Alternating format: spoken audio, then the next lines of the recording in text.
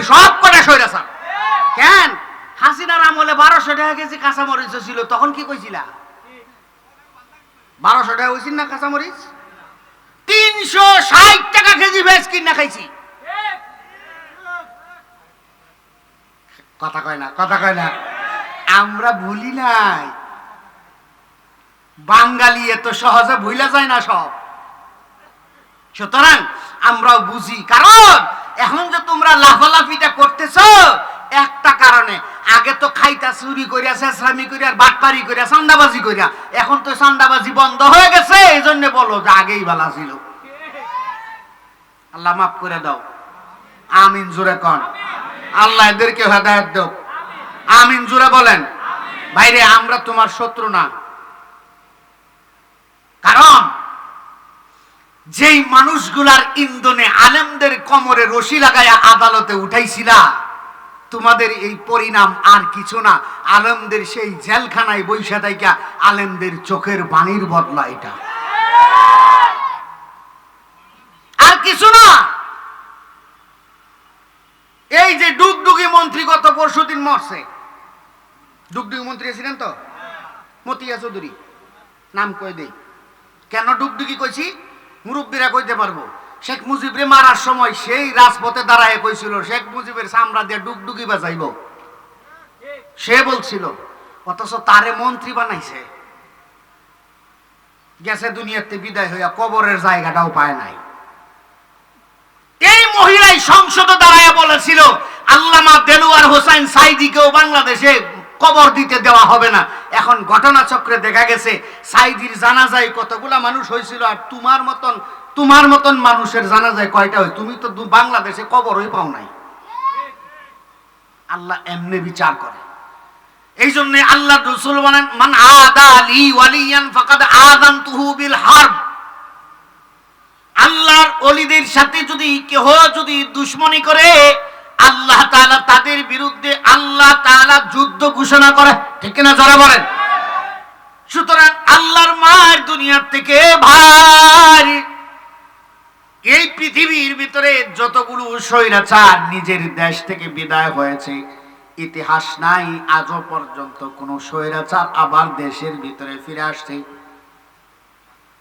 কোন স্বৈরাচার ফিরে আসতে পারে নাই, তার মানে তুমিও আবার ক্ষমতা দখল করবাই চিন্তা বাদ দিয়ে দাও। কারণ বাংলাদেশের মানুষ 17টা বছর পর্যন্ত যে নির্যাতনের ভেতরে ছিল, এই নির্যাতন সইতে সইতে এদের দিলের ক্ষোভ এই কয়দিনে প্রকাশ পাইছে। এই যে আজকের খবর আরো দিয়ে দিই, প্রায় $2 বিলিয়ন দেশের ঋণ পরিশোধ করছে। বাংলাদেশের রিজার্ভ থেকে 1 পয়সাও ধরা লাগে নাই। $2 বিলিয়ন, 1 বিলিয়নে হলো 10 মিলিয়ন। যাক, ওই হিসাবগুলো বলি না, শুধু সান্ত্বনা দিতেছি এতটুকু। আলহামদুলিল্লাহ, আল্লাহ আমাদেরকে সুখে রাখছে। একটু দোয়া করেন আল্লাহ যেন দেশটারে সুন্দরভাবে চালানোর তৌফিক দেন। শুধু দোয়া করা। কারণ 1200 টাকা কেজি কাঁচামরিচ যেহেতু কিনা খাইতে পারছি, 400 টাকা কেজি কিনা খাইতে পারবো কি? পারবেন না। যেই কথা বলছিলাম, এখন ওই সাহাবী আল্লাহ রাসূলকে বলতেছে, হুজুর চুরির বিচার নিয়ে আসছি। কিসের বিচার? কথা কয় না।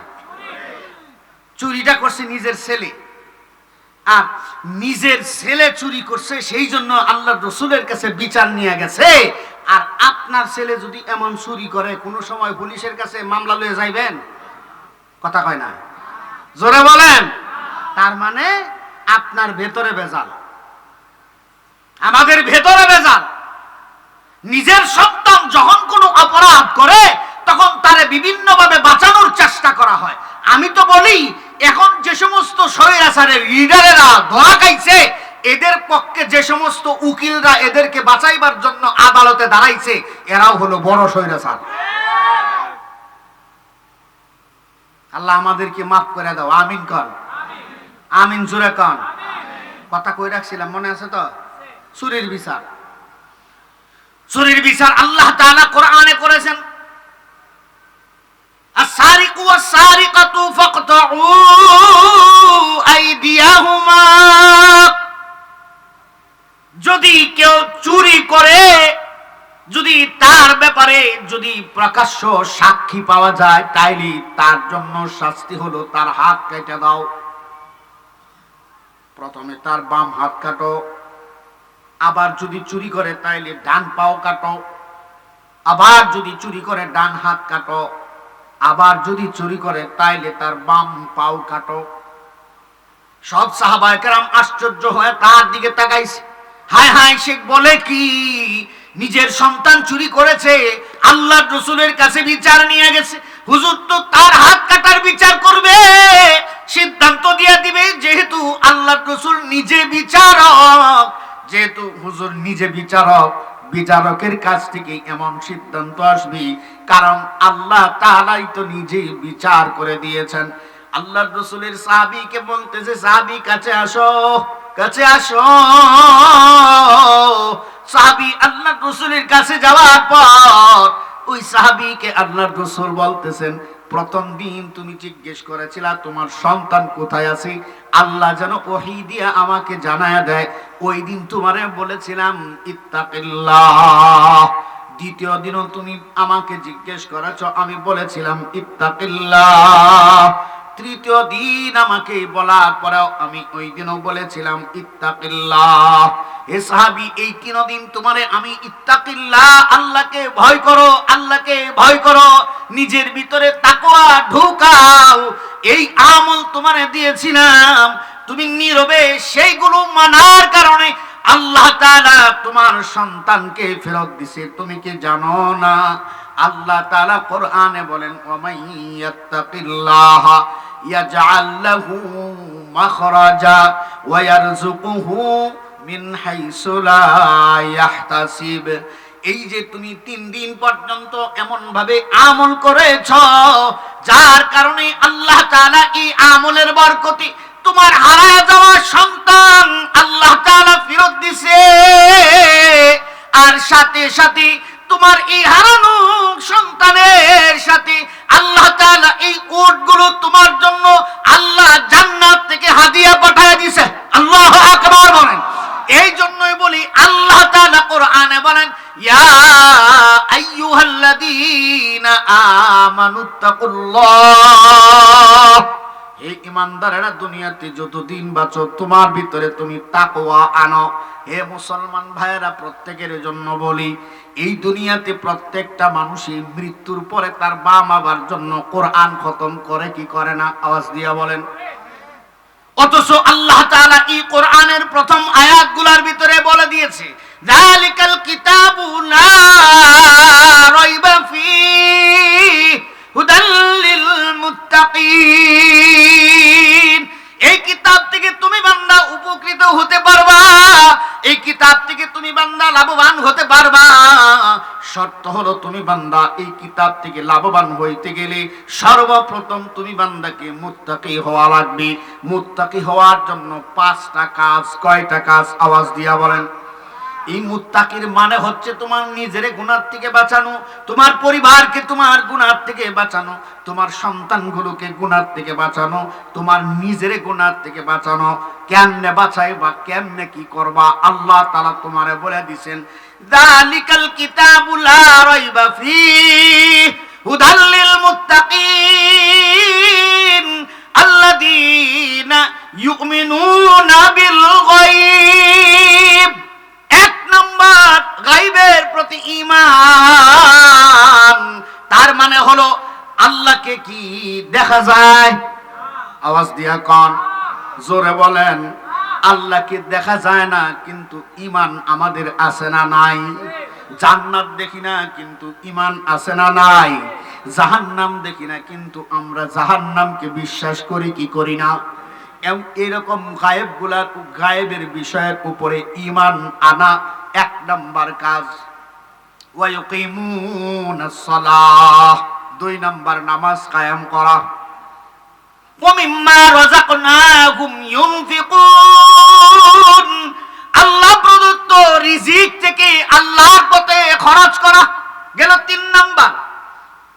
والذين يؤمنون بما أنزل إليك وما أنزل من قبلك 4 নাম্বার আল্লাহ তাআলা যা কিছু আল্লাহর রাসূলের উপরে নাজিল করেছেন তার মানে নবীদের রাসূলদের উপরে ঈমান আনা, আসমানি কিতাবগুলোর উপরে ঈমান আনা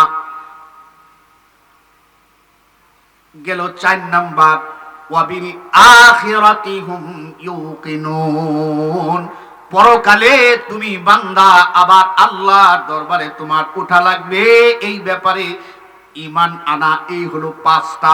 1 নাম্বার গায়বের প্রতি ঈমান, 2 নাম্বার নামাজ কায়েম করা, 3 নাম্বার আল্লাহ প্রদত্ত রিজিক থেকে আল্লাহর রাস্তায় খরচ করা, 4 নাম্বার নবী রাসূল আসমানি কিতাবের উপরে ঈমান আনা, 5 নাম্বার পরকালে আবার তুমি বান্দা জীবিত হওয়া লাগবে, সেই ব্যাপারে ঈমান আনা। এই 5টা জিনিস হলো তুমি মুত্তাকি হওয়ার মাধ্যম। যদি এই 5টা আমল তোমার ভিতরে যদি পাওয়া না যায়, তাইলে তুমি বান্দা যতই তুমি দাবি করো তুমি মুত্তাকি হতে পারো নাই। এই 5টা আমল যদি তোমার ভিতরে পাওয়া যায়, আল্লাহ তাআলা তার পরবর্তী আয়াত দিয়ে তুমি বান্দারে ঘোষণা করেন, উলাইকা আলা হুদাম মির রাব্বিহিম ওয়া উলাইকা হুমুল মুফলিহুন।